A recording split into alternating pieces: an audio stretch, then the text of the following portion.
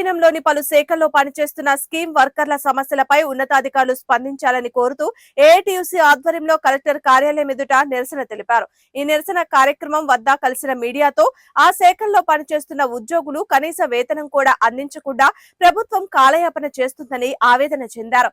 ఎన్నికల్లో హామీల్లో భాగంగా ఇచ్చిన మాటకు ప్రభుత్వం కట్టుబడి ఉండాలని వారు కోరారు.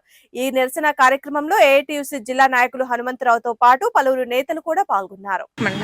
నా పేరు భూషణ కుమారి అండి. ఏఐటీయూసీ యూనియన్ సభ్యులు మేము.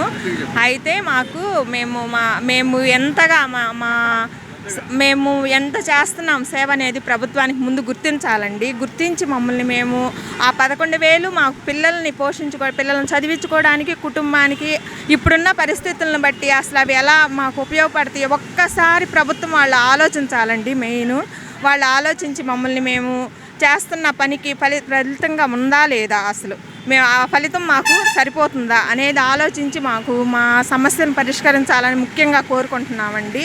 అదొకటి. చిన్న పిల్లలండి మాకు వచ్చే 3+ పిల్లలు. పెద్ద పిల్లలకు సెలవులు ఇస్తున్నారు, చిన్న పిల్లలకు సెలవులు ఇవ్వటం లేదు.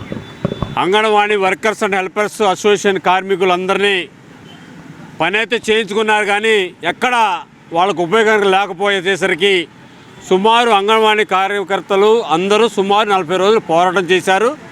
తర్వాత ఈ ప్రభుత్వం అధికారులకు వచ్చే ముందు ఎలక్షన్ మేనిఫెస్టోలో మీ డిమాండ్స్ అన్ని పరిష్కారం చేస్తాము, కనీస వేతనం 26,000 రూపాయలు చేస్తాము, అదేవిధంగా వర్కర్స్ అందరూ మెయిన్ టీచర్గా గుర్తిస్తాము, గ్రాడ్యుటీ ఇప్పిస్తామని చెప్పేసి అనేకమైన హామీలు ఇచ్చారు. గౌరవ వేతనం గౌరవ వేతనం కూడా 5,000 రూపాయలు కనీసం 1వ తారీఖు 2వ తారీఖు ఇవ్వకుండా వాళ్ళు ఇష్టం వచ్చే టైంలో ఇస్తూ ఉన్నారు. కనీసం 5వ తారీఖు అని ఇవ్వాలి గౌరవ వేతనం కూడా. దానికోసం దేశవ్యాప్తంగా ఇవాళ అన్ని రాష్ట్రాల్లో కూడా ఇవాళ ఆశా వర్కర్స్ డిమాండ్స్ పరిష్కారం చేయాలని చెప్పేసి ఏఐటీసీగా డిమాండ్ చేస్తూ ఉన్నాం. భవిష్యత్తు ఈ డిమాండ్స్ పరిష్కారం కాకపోతే మరింత పోరాటాలకి ఉధృతం చేసి ఈ సమస్య పరిష్కారం అయ్యే వరకు ఆ అంగన్వాడీ వర్కర్స్ యూనియన్కి అసోసియేషన్కి మేము అండగా ఉంటామని చెప్పేసి తక్షణ సమస్య పరిష్కారం చేయాలని మీ ద్వారా మనం చేస్తూ ఉన్నాం.